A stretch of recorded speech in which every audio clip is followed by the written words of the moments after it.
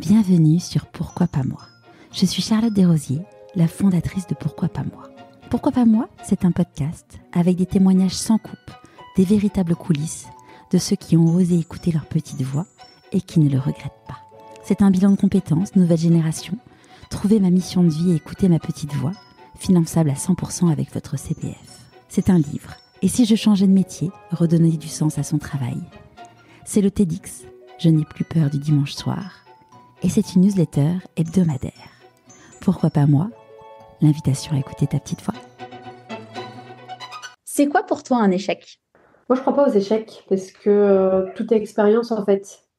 Donc, je pense que dans la vie, le but, c'est d'essayer, de faire de son mieux en fait en fonction des moyens qu'on a. Donc, je crois pas aux échecs. À quel moment dans ta vie tu t'es dit pourquoi pas moi? Bah, ça, je crois que je me le suis dit à mes 17 ans quand je me suis tirée. Alors, j'aime bien dire 17 ans et demi parce que je suis partie en août et j'ai eu 18 ans en décembre. Au moment où je me suis tirée en me disant, mais pourquoi pas moi, je pourrais pas vivre ma vie, quoi. Donc c'est là où je me le suis dit le plus fort. Et pouvoir apprendre, parce qu'on m'a toujours dit que j'étais bête. Alors j'étais première de ma classe au collège, j'avais que ça, j'avais que les études et la lecture moi qui m'a sauvée. Donc j'étais persuadée que j'étais nulle en fait. Vraiment le syndrome de l'imposteur il est assez fort. Donc non, si je peux aller à la fac, je peux apprendre des choses, je peux réussir, je peux obtenir un diplôme, j'en suis capable quoi.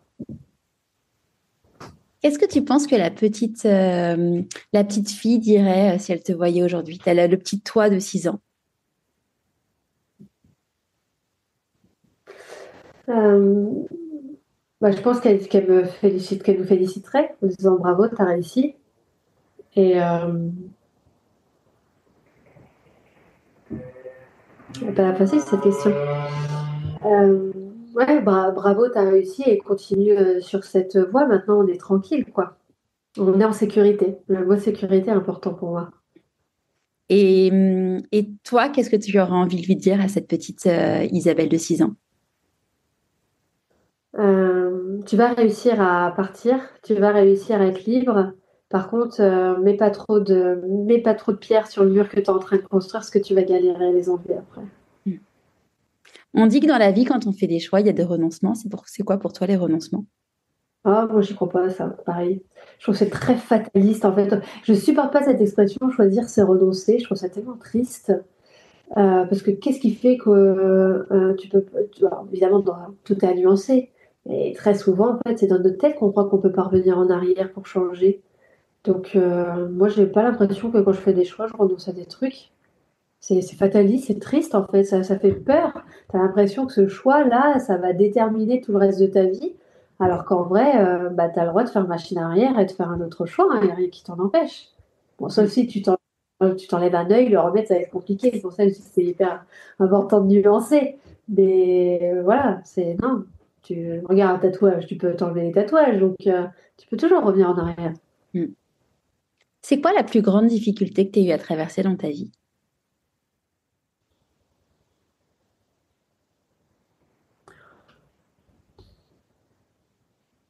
Je veux dire, quand j'étais plus jeune, c'était déjà survivre.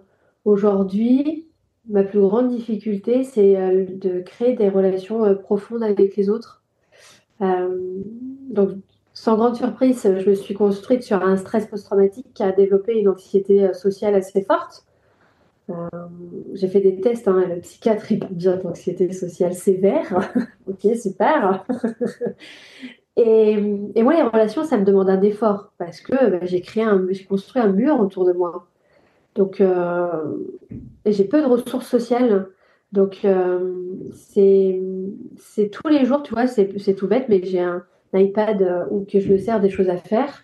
Là, je me dis répondre à telle personne, répondre à telle personne. C'est pas du tout naturel chez moi de répondre, de relationner, de prendre des nouvelles. Ça ne veut pas dire que je pense pas à la personne ou que je regarde que mon nombril, mais ça a un coût énergétique, émotionnel, et c'est quelque chose que je travaille encore en psychothérapie aujourd'hui, parce que parfois je blesse des gens, de oui, tu réponds pas, tu t'en fous, et pas du tout, je t'adore, juste je sais pas te le dire et te le montrer en fait.